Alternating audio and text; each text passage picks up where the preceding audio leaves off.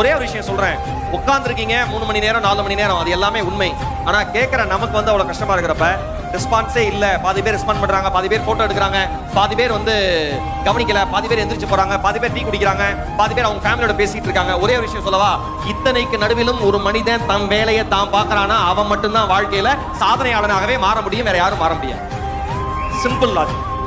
ஒரு சின்ன விஷயம், வாழ்க்கையில தொழில் செய்யற எல்லாருக்கும் சொல்றேன், உங்கள் குடும்பம் உங்களை நம்பாமல் போகலாம், உங்கள் நண்பர்கள் உங்களை நம்பாமல் போகலாம், உங்களுடன் தொழில் செய்ய வருகிறேன் என்று வந்த உங்கள் பார்ட்னர் உங்களை நம்பாமல் போகலாம், அல்லது யார் உங்கள் பிசினஸுக்கு பணம் கொடுத்தாங்களோ முதலீடு பண்ணாங்களோ அவர்கள் உங்களை நம்பாமல் போகலாம். ஆனால் ஒருபோதும் உங்கள் நம்பிக்கையை மட்டும் நீங்கள் இழந்து விடாதீர்கள். அது மட்டும்தான் உங்களை காப்பாற்றுகிற மாய சக்தி.